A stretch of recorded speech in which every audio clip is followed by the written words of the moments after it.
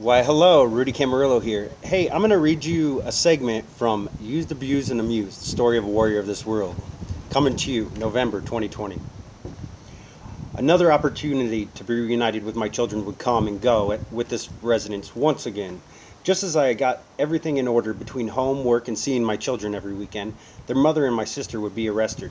After being held up together in a hotel room with a 1 month old baby for several days and injecting several different substances, the boyfriend of my ex would grow concerned and contact the police, who then followed up with a welfare check and made arrests. I received a phone call as it was occurring from an old friend who was in contact with one of the police officers as it was going on, describing to me the drug situation that had occurred. As any father would do, I began worrying about the whereabouts of my children and their safety, relieved to find that they were not with them, but worrying about where they were for the last several days as this was taking place. Then came the worries of what is going through their minds as they carry on without a parent present. After confirming that this was factual and going on, I hung up and called the grandmother of my children, letting her know that I would be coming to get my children after school as I wait for the children in their driveway for them to return home. My mind was plagued with the worries and pain that my children were about to endure, having some change now occurring. They arrived home and were beyond excited to see me. I informed them that they were going to be coming to stay with me and Mommy had some things to work on. Waiting for questions and worries, but getting sheer excitement. Really? We're coming to stay with you? Yes, I replied. They lit up. Come on, they said to each other, running inside for no more than 2 minutes and coming out the front door with boxes of toys and clothes in their arms. They were ready and what seemed to be waiting to be saved. I will never forget this day. I thought it was once again the beginning of the rest of our lives. I took a picture of the beaten down house that they were staying in just for memories, thinking, this is the last day my children will have to live in these conditions. It is now time to get on with our God-given family and fulfill their potential. Hopping into my truck as if they were on their way to Disney World, we drove down the street and out of Goonwood, Iowa, for what I hoped to be forever. There was a sense of relief and once again fresh beginnings. Sitting there 3 deep, side by side in the front of my truck, my oldest daughter turned to me after several minutes of driving and said, Dad, does this mean we get to go back to church? My heart melted. The ethics that I had been instilling and love shown during our time together in church was not only cherished by me, but by my daughters. I reassured her that we would be getting back to our usual routines and every positive support that she needed was hers. Arriving at home, we unloaded their belongings and began getting back to our lives that we deserved. This would be very short-lived thanks to small town of Goonwood's police department and their conspiring. I had taken them to and from school for the remainder of the week, altering my work schedule around theirs. During this time, my license would become revoked due to several-year-old ticket stemming from Goonwood, Iowa. They had coincidentally just now managed to identify it and taken action. I found this out through targeting at the highest of levels. The first weekend that my daughters had been with me, we were starting to do what we could to reunite a family. Having newborn twins in Des Moines, we decided to go and enjoy the weekend together, allowing my daughters to be their siblings, which they absolutely loved due to their nurturing nature. After a great weekend together, we were driving down Interstate 80 as my daughters controlled the music, playing DJ and singing along to their favorite songs, when I passed a police officer outside of a town halfway between Des Moines and Omaha. He was parked off to the side of the road. That is until I passed, of course. He quickly merged onto the interstate, accelerating at a high rate of speed. I was submerged in traffic doing the speed limit between several other cars. A vehicle doing at least 20 miles per hour over the speed limit came flying by me right in front of the officer. Someone who was aware of my situation, I am presuming, attempting to detour the targeting of myself. At this point in time, my situation was well known and in fact being looked into by many. So I had a constant pilot car. This vehicle was completely ignored and the officer pulled up along the vehicle behind me while turning on his lights, forcing the vehicle behind me to fall behind so that he could pull me over, during which he would bring to my attention my license had been suspended for an outdated ticket. The interaction was friendly but intentional, leaving my daughters and I stranded over 100 miles from anyone we knew, sitting to the side of an off-ramp, worried and waiting, eventually making it back to our home in Papoon, Nebraska. This was a Sunday night and my daughters had school the next day, so I made arrangements and had gotten them there. Having the state involved at this time, following their mother's arrest, I made sure that it was clear in what I was doing, writing a letter to the state advocates on this case, stating, I am without a license for the next 3 days. I could keep my children out of school, but am instead leaving them with their grandmother for 3 days so that they can attend school because their education is paramount. This would then be twisted and falsified as me leaving my children with their mother and putting them in harm's way. Their mother, who was in a completely different town over 30 miles away. I was notified by the state that they would be assigning temporary custody to the grandparents because I had left them with their mother. This was not the case and in fact a lie. I became upset, requesting a meeting with the state advocate that had falsified this. They then told me that she had been taken off of the case, and if I wanted to continue with the matter, they would pursue child endangerment charges for leaving them with their mother, which in no way I did, or had anything remotely close to this occurred. The grandmother would eventually even state that it was complete hogwash, and she would verify that it did not happen. But the state of Iowa, being tied up with self-preservation, had a goal of continuing to harass and violate my rights in order to silence me. They had even requested that I take a hair follicle test that goes back 120 days, shaving my armpits instead of taking a sample from my head, in order to get a pure and untainted sample, in hopes that something would be present. In what case does the other party have to take a hair follicle test? I complied and passed with flying colors, of course, living completely alcohol and drug-free. Unknown to them, I had been paying for my own hair follicle test, knowledgeable of the defamation. Now having 4 years of clean hair follicle tests that cost me $120 each time. Assuming that the emotional distress that had been intentionally placed upon me could be confused with drug use by those running on rumors in an elementary mindset. Not understanding that the side effects of emotional distress are irritability, depression, anxiety, uncharacteristic moods, isolation, etc. I then requested that the other party and their family that was around my children be submitted to the same testing. This request was of course denied for obvious reasons. I continued worrying and carrying on with life, working on getting my license reinstated. This was a much harder and longer process than anticipated. Upon addressing it with the Nebraska DMV, we had discovered that my license was not only suspended, but completely erased out of Iowa's system. The DMV administrator said, "I've never seen anything like this. It's as if you never existed," requiring me to go through the entire process of testing and fees spread out over several weeks. Spending much time in the dreaded DMV line, one day I managed to read Psalms in its entirety while waiting. While going through this process, of course, I had to pay the $2,500 that had initiated this mess. I went to the Goonwood courthouse to make payments, as any other civilian would do in this situation, and I was told by the secretary that I could. When I was directed to the acting district attorney, who informed me that I could not make payments, stating, "I'm tired of waiting on your money and needs to be paid in full," as if it were going to be deposited into his bank account and preventing him from meeting.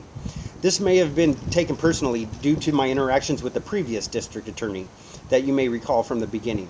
Well, it surely did, along with self-preservation of other locals. The interaction had occurred the first week that my daughters were taken from me and given to the grandparents as part of their ploy for my despair. At this time, I was sure that my daughters would soon be returned to me. They were only removed by falsifications. How could they not be? Assuming this would be the action taken per American custody law, I would use the $1,500 that I had in my bank account for rent and bills to pay this ticket, then sell my Jeep using $1,000 of that for the ticket and replacing it with a beat-up old truck that I would use for work. After meeting with a lady that specialized in helping single fathers in this situation, she had managed to find an assistance grant that would help us with 1 month's rent. Figuring I could pay this in its entirety with a month's rent covered, I could then continue working in order to continue providing and building. This would not be the case. The state of Iowa was sticking to their falsifications and restrictions of rights, leaving me completely broke after paying the fine in full and behind on rent. This would in turn evolve into a slippery slope of continued debt and stress, with a healthy dose of entrapment served while sliding down this slope. During this financial juggling act, there would be yet another wrench thrown in my gears. This wrench did not do the damage that it was intended to, but it did open my eyes to the dirtiness of the situation. Selling my Jeep to make ends meet and replacing it with an old work truck was a necessary sacrifice that I was willing to make for my daughter's futures, without question. So I found a truck that would work, looked it over, took it for a ride, and made the purchase, bringing it back to my apartment of entrapment. Then looking it over as far as the details, jacks, spares, etc., as you do with any used vehicles, leaving it unlocked and going inside for the evening. This, of course, was a rookie move in my situation. But there was nothing to take out of it. The next morning I had a feeling of regret leaving it unlocked. Getting ready to go for a run at the local lake, I decided to do an inspection before driving anywhere, with the specific idea that in my situation someone may have done something malicious. Without a second glance, I immediately seen a small white baggie of powder, nearly perfectly centered on the floor of my back seat. There was no way that this could have been missed upon purchase, let alone simply walking by a completely clean vehicle with a bright white baggie on the rear floor. My stomach sank, and I looked around, looking for suspicious vehicles or people who had planned it watching. Seeing nobody, I pinched the corner of the baggie and quickly carried it over to the dumpster, disposing of it. Then continuing to perform a detailed search, the vehicle was clear. I leave for my lake run, and as soon as I pull out of my parking lot, I make it no more than 1 block before being pulled over. I pull into a parking lot across the way as an officer approaches me. I knew exactly what was going on, and wait for it, yep. The first thing he does is look around the back seat as he approaches my window, gawking through the rear window, rubbernecking so to speak, before even addressing myself. But to his surprise, nothing was there. Unfortunately for his cause, I believe that God gave me the instinct and eyes to be aware of my surroundings that day. He then ran my paperwork and informed me that he was simply pulled me over for a welfare check. A welfare check? More like a farewell check by those who wanted myself gone along with the truth that I possessed. This department had been harassing me with non-stop sirens and presence patrols for several months at this time, monitoring me through every aspect of my life that they could. Coincidentally, the day that they decide to pull me over for a welfare check is no more than 5 minutes after I pull a small white baggie of an unknown substance out of my back seat? I think not. I was now understanding that just because it was a clean community, it did not mean the police were. Following this, I simply smiled and wished him a great day, knowing that his desired motives had been obstructed by God's grace, then continuing on to the lake for my scheduled run. Within the same week, I would lose an old friend and state of Iowa coworker. Tragically, he had chosen to cut his time on this earth short, as I have found many of the best souls do. Unfortunately, this world has lost a man that was kind and loved by many. Wanting to pay my final respects and drop some prayers on him, I would contact a former friend and state worker in need of a ride. Fully knowing that this was going to be a funeral of entrapment, accommodated by state employees in the town of Goonwood. After all, there wasn't a time that I had stepped into this town without some form of targeting in the last several years. My ride had arrived and we were on our way. Excuse me. My anxiety and nerves heightened, expecting the occasion to be used against me as an opportunity to defame. Sure enough, my former friend had notified me that we were going to be stopping by another former friend and co-worker's house before the funeral. This was exactly what I was presuming to happen. This state worker was dating another state worker whose mother was the state supervisor that was under investigation for targeting, attempting to do so to me, and dating a Goonwood, Iowa sheriff. These factors did not add up to a positive situation. As we pull up to the home, there was a car parked out front with Missouri license plate. At this time, there were many of out-of-state license plate taking part in this case, performing behind closed doors investigations and obstruction. Entering the home, I was greeted with open arms, then introduced to the two individuals sitting on the couch as cousins of the residents. Myself, being excellent at reading people, knew right away that they were not related. They were struggling to remember their names while introducing me, and they would sit isolated in the room next to ours the entire time, simply eavesdropping on the conversation and fishing for evidence that could help defame myself in efforts to support their cause. Everybody then began drinking beers and conversing, except for myself. We then went out to the garage where one of the state employees would be sitting at a small desk with a large pile of marijuana on it, attempting to get me to smoke with him, which of course, being completely sober, I did not. Meanwhile, I'm thinking in the back of my mind, these people are presumably working for the state, trying to get me to look dirty as they have current state employees do drugs in front of me. This is not about truth, it's about cover-ups. After about an hour of this, we made our way to the funeral, where I was able to say my goodbyes and send a good man off with some prayer. Following the funeral, we would go to the gathering at a local bar that he was fond of.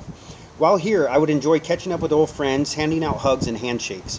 I would then run into an old friend that was happy to see me, but looked as if he had something to tell me throughout the conversation. Oh, did he? He would go on to tell me that he had received a phone call from my sister during which she would tell him that she was worried about me and I was on drugs. He then looked at me and said, "I know you. You're not on drugs." This statement made was a complete surprise to me.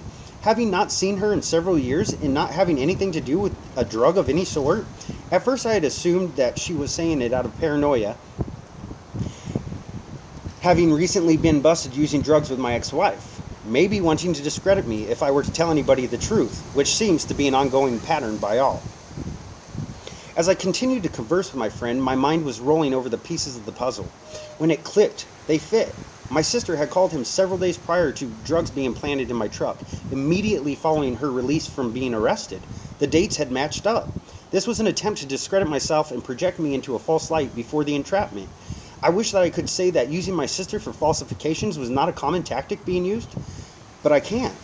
When all you have to cover up your trespasses is hearsay, using somebody with the title of sister helps. Even though I had only seen her a dozen times in the last 10 years, authority arresting her at any time they desired, then getting her to say or do as they wished, in return for a release from jail, so that she could again pursue her addiction and path, was a tactic that was used often throughout for self-preservation along with false and malicious prosecution.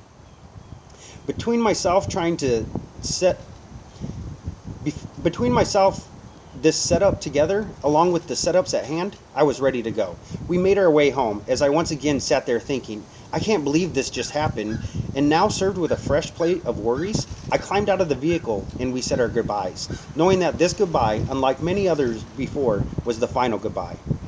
During this spurt of state and police falsifications in order to obstruct justice, I would go from seeing my daughters every weekend and up to 15 days a month due to their mother's continued absence to 2 hours a week of supervised visitation. This was a complete shot to what rights I had left. Not only was I deprived of my constitutional, civil, and several human rights, but now my parental rights. Now that's just several pages out of several hundred. Make sure you read Rudy Camarillo's Used, Abused, and Amused, The Story of a Warrior of This World, coming to you November 2020. God bless, Godspeed.